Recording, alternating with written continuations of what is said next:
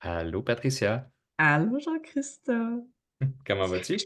Ça va bien, ça va bien. Je m'as dit, je te ferai pas la blague de me propulser dans ton bureau cette fois-ci. Ben non, c'est dommage, hein. L'espace Euh, est rendu Mais vide oui, encore, là. mais oui, il y a une chaise, là, je la vois. Hein? C'est ma chaise de... Mon divan de psy, là. Voilà, Hein? voilà. Fait que ton retour s'est bien passé. Bien, bien.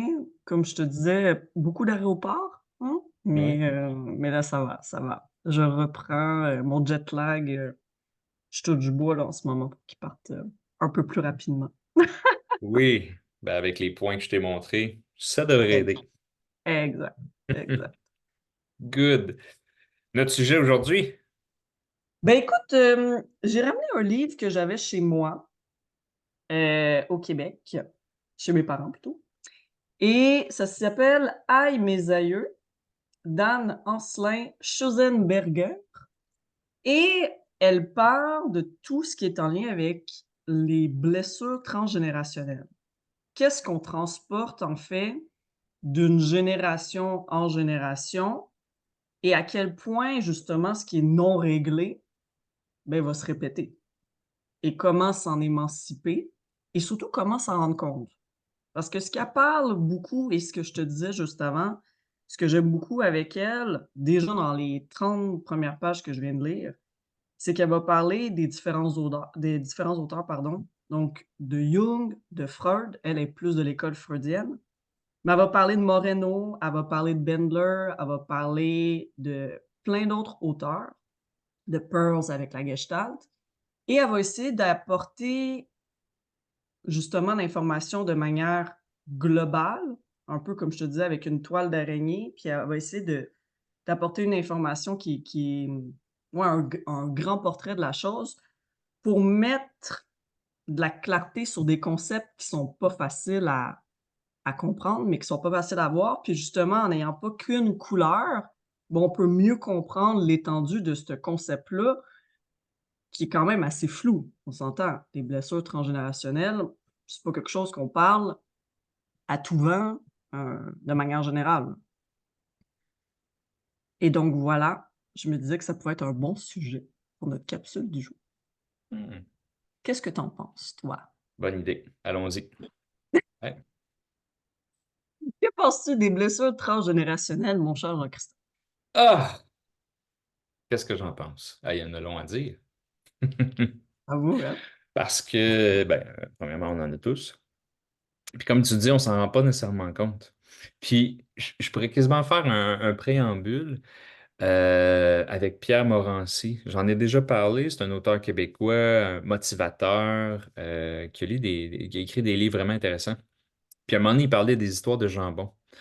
Puis je me souviens qu'en PNL, ma prof, elle se souvenait de ce concept-là, mais elle ne se souvenait pas du fait que j'y ai dit, c'est l'histoire de jambon. Elle dit, c'est Pierre Morancy. J'ai dit, oui, c'est exactement ça. Elle dit, c'est ça que je vais expliquer. Parfait. Fait que c'est les trucs d'histoire de jambon. Lui, il expliquait que quand il était petit, sa mère coupait toujours le jambon de chaque bout. Toujours, toujours. Avant de le mettre dans le four, puis pendant qu'elle préparait tout ça. Lui, il trouvait ça bizarre. Pourquoi tu coupes le jambon? Ben, c'est comme ça qu'on fait. Pour aller creuser, puis là, attends un peu, toi, tu n'as pas de réponse, je vais aller plus haut dans la, dans la cascade. Il a demandé à sa grand-mère, toi, quand tu prépares le jambon, ah ben oui, je le coupe. OK, ben maman fait ça aussi. Mais elle dit que c'est comme ça qu'on fait. Ben oui, c'est comme ça qu'on fait. Ben OK, mais pourquoi? Là, ils ont commencé à se poser la question, c'est vrai, pourquoi? C'est parce que l'arrière-grand-mère, son four était trop petit, puis le jambon rentrait pas dans le four, fait qu'il coupait les bouts. Mais là, ça faisait trois, quatre générations qui coupaient les bouts, mais le four était plus Ouais. grand. Et il dit, imaginez toute la perte de jambon au fil des années, des décennies, même d'un siècle. Puis c'est ce qu'il disait, il dit, tu sais, ça c'est pas nécessairement des blessures, mais ça, c'est juste comme une espèce de tradition ou c'est une façon de faire qui n'a pas été requestionnée, revalidée ou réorientée, dans le fond. Fait que si c'est vrai juste pour un jambon, une technique de préparation, puis qu'on le fait sans se poser de questions, imaginez sur tout le reste. autant nos façons de faire, autant nos croyances, autant nos valeurs, mais aussi autant nos blessures. Tu sais, s'il y a une blessure qui a été vécue par un de nos aïeuls, nos ancêtres, ça peut marquer, puis ça peut marquer aussi physiquement par certaines maladies, certaines choses. Je raconterai quelque chose tantôt si Mm. tu veux, qui était Mais vraiment intéressant totalement. dans une de T'as- nos formations en kinésiologie appliquée, des modules avancés, là. Ça a été vraiment intéressant. Ton exemple, il est génial. Il est absolument génial parce que, comme tu dis, ça, c'est quelque chose d'absolument banal, mais non Mm. questionné et certainement pas adapté au nouveau contexte, au nouvel environnement, à tout le reste. Et pourtant, l'être humain est un être qui devrait être conscient et donc en perpétuelle et bon, tentative d'évolution parce que techniquement, l'humain devrait être en mesure de s'adapter. Mais ça, de répéter un concept parce que c'est comme ça, ben ça démontre justement le non-questionnement, mais pas parce qu'ils sont pas intelligents, ces personnes-là, là, bon, comme tu disais, c'est vraiment juste parce qu'ils sont dans la répétition de schèmes et complètement aveuglés. Puis c'est ça qu'elle raconte, en fait, Mhm. déjà dans les premières pages. Les gens, on n'est pas quand on répète des patterns dans la famille, puis que la grand-mère fait quelque chose, donc la mère fait quelque chose, puis la fille fait quelque chose, c'est pas parce que les 3 générations sont de mauvaise foi, c'est juste parce qu'ils connaissent pas autre chose. Pour eux autres, c'est la meilleure stratégie. On agit toujours du mieux qu'on peut au moment donné. Fait que si pour eux autres, c'est l'histoire de jambon, c'est de dire ben écoute, le jambon, il s'est toujours préparé de même. J'ai toujours vu ma mère le préparer de même. Puis quand ma mère était petite, ben c'est comme ça que ma grand-mère elle le préparait, mais c'est comme ça que je vais faire aussi, parce que c'est comme, c'est comme ça que ça se fait Puis au-delà de ça, c'est on ignore la possibilité d'autres options. Tu sais, aussi. c'est de l'ignorance aussi dans le sens que, ben, de l'ignorance pas volontaire, mais c'est juste que c'est comme si on nous avait toujours dit: «Ben, l'arc-en-ciel, c'est juste rouge, jaune, orange», puis qu'on n'a jamais été exposé qu'il y avait quand même il pouvait avoir du bleu, du vert puis du mauve. C'est pas de mauvaise foi, c'est vraiment parce qu'on ignore que d'autres options aussi. Mhm. Et quand que justement elle parle de thérapie familiale ou transgénérationnelle, c'est justement d'amener les membres de la famille à regarder des patterns familiaux avec un point de vue externe, un peu comme on disait de regarder la forêt plutôt que de regarder l'arbre, parce que c'est comme de cette manière-là qu'ils vont pouvoir avoir un point de vue neutre et souvent, ce qui fait en sorte que des personnes s'émancipent aussi de blessures transgénérationnelles ou de patterns ou de schémas qu'ils répètent, c'est aussi de les exposer à d'autres familles. Comme toi, je te mets dans une famille américaine, je te mets dans une famille ici en France, je te mets dans une famille asiatique, puis tu fais le tour du monde, là. En Australie, peu importe, tu reviens chez toi, tu fais tabarouette, tu vois les patterns de ta famille fois 1000 parce que Mhm. tu as été exposé aux autres couleurs de l'arc-en-ciel. Fait que bien entendu que maintenant, tu ne vois plus que le rouge, jaune, orange.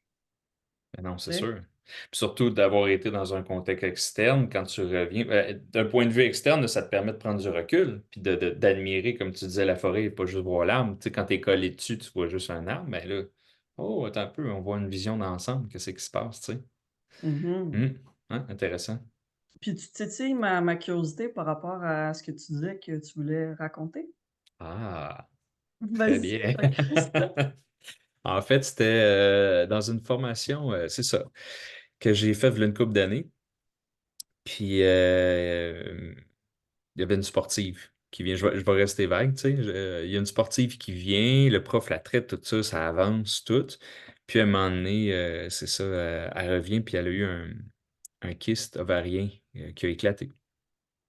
Fait que OK, on va questionner ça. On va se poser la question, tu sais, qu'est-ce qui est arrivé? Puis sa mère était là aussi. Puis la petite était en pension chez des gens. Puis c'est une athlète quand même de pas pire niveau, tu sais. Fait que pose la question à la mère. Puis là, la mère a dit, ah, ben moi aussi, j'ai ça, des kystes ovariens, tu sais. Puis chanceuse d'avoir eu des enfants. Tu sais, des fois, les ovaires polykystiques, ça peut être plus difficile. Bref. Mm. Euh, puis là, la madame, elle disait, ben, ma mère aussi, elle a ça. Elle a développé ça petite. C'est des Polonais. Qu'est-ce qui est arrivé en Pologne, Auschwitz? Mm. La grand-mère a fui la guerre. Ils se sont sauvés, puis c'est des survivants. Fait que là, la grand-mère kyste ovarien, la mère kyste ovarien, la jeune kyste ovarien, puis il y a certaines techniques qu'on peut utiliser pour aller un peu casser les mémoires de trauma qui peuvent être transgénérationnelles. Est-ce que c'était ça? Nul ne le sait. Et puis le but, c'est pas de faire les archéologues puis de dire, ah oui, c'était vraiment ce qui s'est passé en Pologne en 45 ou peu importe. Non, non, c'est pas ça. C'est de dire, OK, la grand-mère avait ça, la mère elle a ça, la fille elle a ça elle a des enfants, puis que elle a une fille, puis qu'il n'y a pas de kyste ovarien. Est-ce que c'est un hasard? Peut-être. Mais est-ce que les techniques ont marché? Peut-être. Mais le but, C'est ça. c'est d'avancer. Fait que c'est comme si le bagage de la Deuxième Guerre mondiale avait été transmis. Puis ils l'ont étudié avec des rats.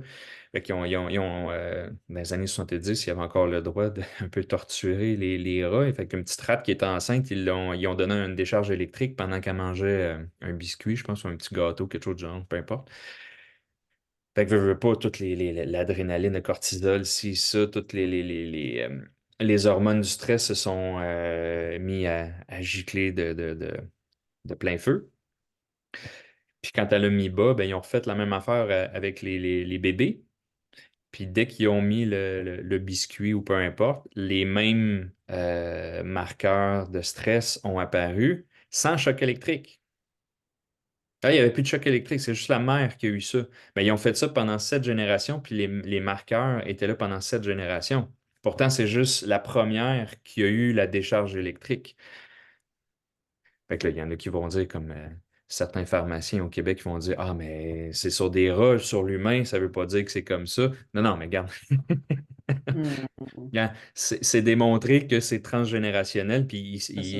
il étudie de plus en plus ce phénomène-là.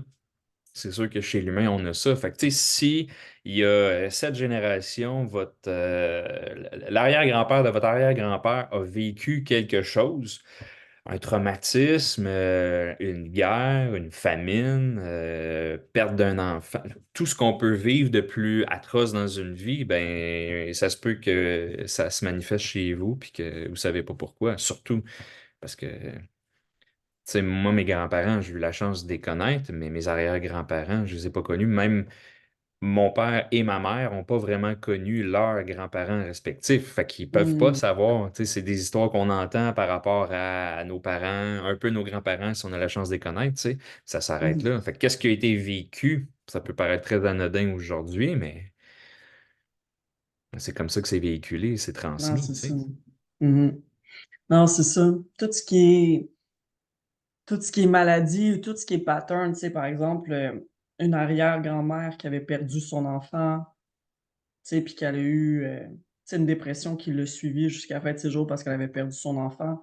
Ben, elle a eu un autre enfant, cet enfant-là perd son enfant, mais il y a comme tout le temps comme une humeur dépressive latente chez cette fille-là, mais elle sait pas pourquoi. Et là, ça se répète chez sa fille que et là, à un moment donné, elle arrive en thérapie, on remonte, il y a tout le temps eu la perte d'un enfant, il y a toujours eu une dépression latente qui a toujours été présente, mais ça remonte au deuil que la première l'arrière-grand-mère avait jamais fait de son enfant, tu sais? Fait que oui, en termes de maladie, en termes de deuil, en termes de plein d'aspects, heu par exemple, tu sais, dans les familles, des fois, on a déjà entendu: «Ah, il faudrait donc que mon enfant naisse la même journée que son grand-père», tu sais, puis que toute l'énergie est mis sur le fait, ben, le grand-père il est né, je sais pas, le 12 juin, puis il faut que l'enfant naisse le 12 juin. Il va avoir le même, tu sais, signe zodiaque, mais il va avoir la même personnalité, puis c'est un petit gars, da da da da da da. Puis là, finalement, l'enfant naît pas cette journée-là, il naît la journée d'après, par exemple. Et là, il y a comme une grosse déception et tout. Puis c'est comme si l'enfant arrive avec le bagage de se dire, ben, je nais puis je déçois tout le monde d'être pas né Ben, c'est la ça. journée. Puis que pourtant, puis ça, c'est un cas réel que je vous conte, c'est que la génération 2 ans avant, c'était ça qui s'était passé. Fait que l'arrière-grand-père, il était né la même journée que l'arrière-arrière-grand-père. Fait que là, il voulait ça pour les 2 générations, mais à quel point tu mets de la pression pour rien pour sur une personne, mais que ça avait créé des aspects qu'en thérapie, on travaillait avec cet enfant-là, tu sais, Mhm. que c'était pas de son ressort, ça lui appartenait pas du tout. Non, non, c'est ça. C'est comme la naissance de Milo. Tu sais, il est né le 18 juin. Puis ma mère, sa date de fête, c'était le 19 juin. Mais on y a tout pensé. Même mon oncle m'a dit, hey, on se demandait s'il allait pas naître la même journée, mais c'est pas comme, ah, ben là, ça serait le fun qu'il naisse. Non, non, regarde, puis on est content comme ça. Il y a sa journée, il y a sa date à Mmh. lui, tu sais. Puis la même chose pour ma nièce, la fille de mon frère, elle est née le 2 juin. Mais moi, je suis né le 4 juin. Puis quand je suis né, ma tante, la sœur à mon père, a eu 40 ans, le 4 juin. Je suis né la même date qu'elle. Mais Mmh. ma nièce est née le 2 juin et j'ai eu le 4 juin 40 ans. Fait que nous autres, on se disait, hey, si elle est née le 4 juin, ça va faire, tu sais, aux 40 ans, fait que ça va faire 0, 40, 80, trois fois le 4 juin, ça serait cool, tu sais. Mais elle est née le 2 juin, puis c'est bien correct, tu sais. Mmh. Ben, pour une blague, tu sais, j'ai dit à mon frère, je dis, ta fille est née à 2 jours de la perfection, tu sais, quand C'est même. ça. Mais on est resté dans des blagues, puis le but, c'était pas de dire, ouais, là, c'est poche un peu, là, on va y faire Ouais. savoir que c'est. Non, t'as brisé Non, on s'en fout, là, tu sais, là.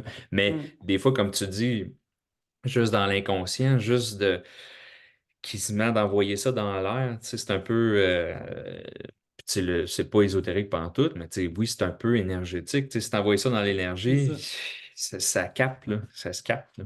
Mais c'est pour ça qu'elle parle des justement du syndrome d'anniversaire, tu sais, cet auteur-là, que justement quand que le monde naisse les mêmes dates ou qu'il y a des trucs qui se répètent par rapport justement, heu, par rapport à des décès, tu sais, aussi.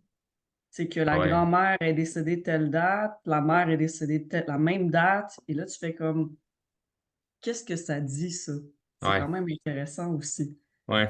Elle dit, tu sais, Hmm. de regarder un peu qu'est-ce qui s'est passé dans votre famille, dans les générations précédentes, puis voir qu'est-ce qui se répète, puis ça permet d'avoir un regard plus, oui, plus clair, mais surtout de vous émanciper par rapport à ce que vous sentez à l'intérieur de vous qui vous fait souffrir. Tu sais, c'est surtout ça le but de ces thérapies-là. Puis qu'au travail, toi avec tes modalités, moi avec les miennes, le but c'est de pas traîner tout ce poids-là parce que c'est des chaînes qui sont, ben, qui sont inutiles dans le sens qu'ils nous appartiennent pas. Mais non. Tu sais, c'est des un peu des dettes du passé. Ouais. C'est comme un héritage. Un héritage qui n'est pas nécessairement positif.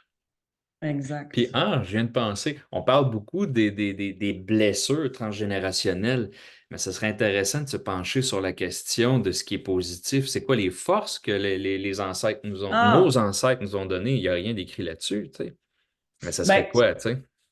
en fait, je pense qu'un tout de tout ça, c'est un bagage transgénérationnel, tant dans les points Ouais. positifs que les points négatifs. Mais oui, je pense qu'il y a des familles qu'on ne sait pas pourquoi, mais sont nées sous une bonne étoile d'une certaine manière, puis que tu vois dans la génération qui réussissent très bien, puis quel a été le point tournant de cette famille-là en particulier pour leur amener tout ça, ça, c'est intéressant à se pencher. Ouais, Parce qu'après tu te dis, ben, il y a à étudier là-dessus pour pouvoir, oui, l'amener nous, mettons, dans nos propres situations ou dans les situations de nos clients exact. qu'on voit, tu sais. Ben oui, ben oui. Tu sais, pas dans le temps des fêtes cette année, l'année dernière, j'ai vu, j'ai un client qui est Asperger que je vois souvent parce qu'il a des douleurs chroniques et il a un diagnostic d'invalidité, mais il commence à bien aller, puis là, il commence à faire des cours à l'université en finance, puis tu sais, il va de mieux en mieux finalement, tu sais. Puis je vois toute la famille. Puis là, j'ai vu son père. sais, il m'a dit, ouais, il dit, tu sais, on a quand même une dynamique familiale particulière. Puis je suis parti à rire, je dis, j'en traite des familles, là. Toutes les familles ont une dynamique particulière. Tout le monde a son truc qui paraît pas de l'extérieur, tu sais. Il y a toujours une dynamique particulière dans une famille. Ça fait partie de la vie, je pense. Mmh. Puis je pense que justement, d'une certaine manière, en vieillissant, en ayant pris du recul par rapport à notre famille aussi, on peut voir ce qui se passe dans d'autres familles. Après, ça nous permet de comprendre des choses qu'on voit, par exemple, chez les gens et tout. Mais l'important, c'est surtout de percevoir, c'est ça, qu'est-ce qui est utile pour nous, qu'est-ce qu'on veut changer, qu'est-ce qui est Mhm. pertinent que ça reste aussi comme ça, hein. Il y a des trucs qui sont pas nécessairement à changer. Mais l'important, c'est ce que je vois souvent moi en thérapie, c'est le monde qui disent: «Ouais, mais pourquoi ma mère, a fait toujours ça? Puis pourquoi mon père fait toujours ça? Puis pourquoi mon frère, ma sœur, nanana?» Le but, c'est pas de les changer. Ça, Non, le regard est porté vers l'extérieur. Le but, c'est vous. C'est tout le temps vous. Vous, de prendre du recul, de voir ce qui se passe, de sortir la vraiment comme une autruche, la tête du sable, de voir la situation. De ne plus entrer dans certains patterns que vous ne voulez plus, exact. de mettre en place ce qu'on veut, mais est-ce qu'on va changer nos parents, notre Impossible. fratrie? Ben, C'est de d'une certaine l'énergie manière, perdue, je trouve. si nous, on s'en émancipe d'une certaine manière, on envoie une énergie qui est Ouais. plus en fusion, qui est plus complètement attachée. Donc c'est sûr qu'on Ouais. ne déclenche plus ou on ne s'inter-déclenche plus certaines choses entre nous. Fait qu'il va y avoir un jeu qui va se calmer. Mais est-ce que ça va être complètement éradiqué? Ce qu'on peut faire, c'est la journée où est-ce que tu te rends compte qu'il y a justement un pattern comme ça, puis dire, ouais, comment ça que ma mère fait tout le temps ça? Comment ça que mon père, il est comme ça? Puis de s'en rendre compte, c'est déjà le point de départ. Tu l'as vu. Est-ce que tu as toujours agi comme ça quand tu étais jeune? Peut-être. Est-ce que ça t'a toujours gossé? Peut-être. Maintenant, qu'est-ce que tu veux faire avec ça? Ben, je veux plus que ça m'éteigne. Ben, OK, atteigne-toi, mais C'est change-le ça. pas. Toi, change. Puis si toi, tu changes, ben, peut-être que tu vas inconsciemment être un exemple, tu sais. Puis peut-être que, comme tu disais, ta fratrie ou tes parents vont faire comme, hey, attends un peu, ça a l'air de marcher pour lui. Peut-être pas non plus. Mais le but, Ah c'est ouais! d'accepter que nos parents, notre frère, notre sœur ou peu importe, soient pas comme nous autres. C'est normal. Mmh.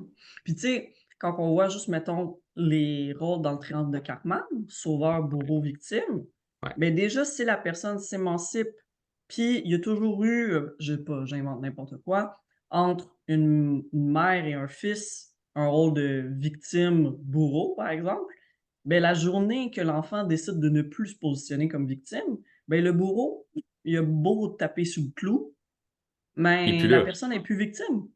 Ouais, c'est ça. Fait qu'il y a quelque chose qui est coupé. Fait que oui, le but, c'est pas de vouloir changer le bourreau, non, c'est de changer vous et le bourreau, il y aura plus de pouvoir d'action sur vous.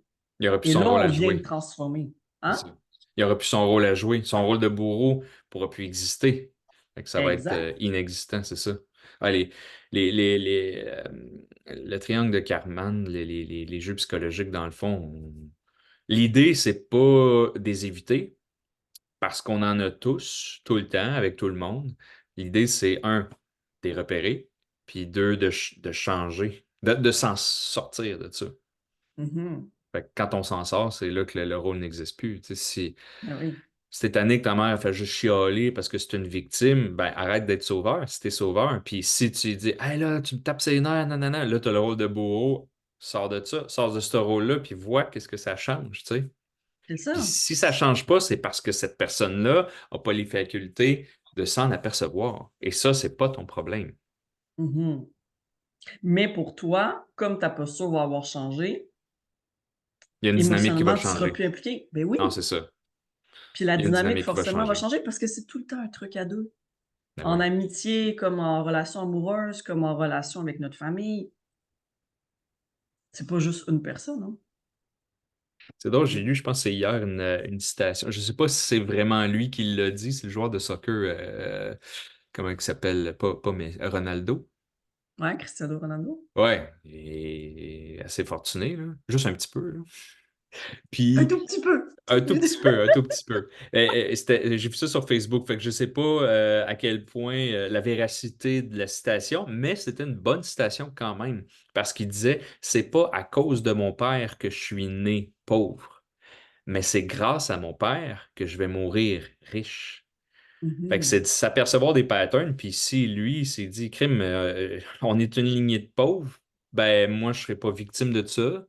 Je ne serais pas Exact. empathique à cette cause-là. Je décide de, comme tu disais, m'émanciper puis de changer le pattern. Mais ça vient de changer. Lui, il vient de changer quoi, Tout le cours de la suite. les 10 prochaines générations. Ils vont être fortunés, là. Je veux dire, lui, il a changé de statut social, s'aligner au complet, là. Totalement. Hein? Totalement. Non, c'est ça. Il suffit d'un turning point. Puis qu'est-ce qui fait que la personne a fait ce retournement de situation? Habituellement, c'est quand elle s'est rendue à un bout, justement, à un moment de sa vie. Souvent, soit elle a vécu peut-être des maladies ou des aspects au niveau de sa santé mentale, ou qu'elle s'est juste dit: «Ben, moi, c'est ce que je veux dans ma vie et j'ai suffisamment de force en moi pour mettre en place des nouveaux comportements parce que je vois ce que ma famille fait, je les aime beaucoup, mais ça me convient pas». Puis d'avoir la force et ouais, c'est ça, les capacités internes de foncer et c'est là qu'on voit des changements. Le monde, il se pose tout le temps la question: «Est-ce qu'on a besoin de faire des thérapies transgénérationnelles?» Tout. Non, pas nécessairement. Ça aide si on va aller chercher les informations à la source, bien entendu, pour aller évacuer aussi des blessures qui sont très, très, très refoulées. Mais il y en a aussi qui vont juste, ouais, prendre leur vie en main d'une certaine manière. Ouais. Là, tu vois, Cynthia Rose, celle qu'on a reçue, qui est Mmh. cartomancienne, tu sais, elle m'avait dit, c'est une bonne amie à moi, puis elle m'avait dit, tu sais, Jean-Christophe, c'est pas pour rien que t'es un intello. T'es un intello dans une famille de manuels. Elle dit, il y a une dissonance avec ton père. Ton grand-père était dans la construction, ton arrière-grand-père, c'était tout du monde manuel. Toi, tu Mmh, ne mmh, fites pas mmh. dans le décor et c'est pas pour rien. C'est prévu comme ça. Je fais comme, Ah ouais? OK, cool. Bon, au moins, j'ai mon rôle à jouer, tu sais, parce que, tu sais, quand t'es petit, puis tu te dis, ouais, il me semble que je ne pas ici, là, je ne pas, Ouais. je viens faire quoi? Ben, c'est ça, des fois, tu as un rôle à jouer. Selon nos croyances, évidemment. Mmh. Mais, tu sais, quand tu t'en rends compte, puis tu te dis, bon, ben, écoute, finalement, ouais, ok, là, c'est pour ça que j'ai toujours été comme ça, c'est pour ça que ça n'a jamais fonctionné de cette manière-là, mais peut-être que ça a mon utilité. Moi, j'ai un trait de caractère on m'a toujours reproché d'être comme ça chez nous, mais je suis comme ça. Ben, c'est sûr que ça vient pas du voisin. C'est Ça vient de ça. très proche. Et que ça vient de où? Pourquoi? Qu'est-ce qui fait en sorte que tu es comme ça? Là, on en a souvent parlé aussi, ça, c'est toutes les croyances, toutes les valeurs qu'on prend dans l'inconscient quand on est enfant. Tu sais, tous les traits de caractère de nos parents qu'on Mmh. rejette ou qu'on accepte, puis qui forgent notre propre caractère. Tu sais. Fait que, Mmh. Ou par survie, c'est ça qu'on pas que nécessairement qu'on accepte d'emblée, mais par survie, on met en place ouais, aussi. ben oui, on n'a Ouais, pas le choix. ouais, c'est ça. Mmh. Hmm. Ouais. Ah non, non, c'est super intéressant. C'est super intéressant sur tous ces aspects-là parce qu'on se dit, souvent le discours c'est: «Ah, on est de même, c'est fataliste, puis, tu sais, c'est sans espoir, puis on peut pas changer parce que bon, voilà». Ben Mhm. non.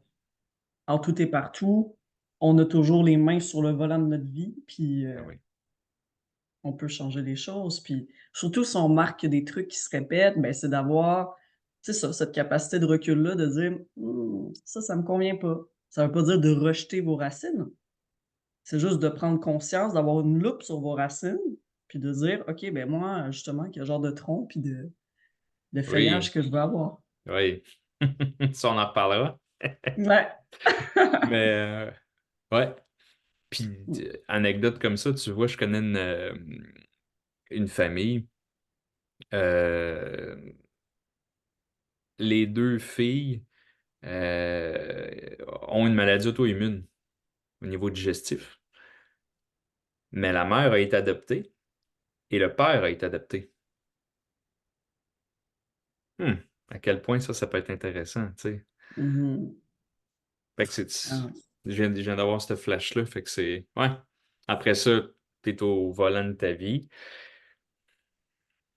ah Il y a des ouais, choses que, c'est ça, il y a des choses qui sont là, il y a des choses qui sont présentes, t'as pas le choix de dealer avec, mais on peut toujours être mieux, on peut toujours finir par s'en sortir, puis évoluer surtout là-dedans. c'est ça. Puis de se dire qu'il y a des moyens pour. Ouais. Tu sais, souvent, on se dit: «Oh non, c'est comme ça, comment?» Mettez-vous à chercher, puis vous allez voir, il y a des comment. Il y en a beaucoup de comment. Après, c'est de voir lequel des comment vous convient, parce qu'il y a tellement plein de modalités thérapeutiques, Mhm. hem, mais il y en a des comment. Ouais. Qui sont plus, selon moi, plus importants que pourquoi. C'est ça, exact. On n'a pas besoin de savoir tout le temps pourquoi. Mmh, exact. Good, ben voilà. Ah! C'est bien ça, Jean-Christophe.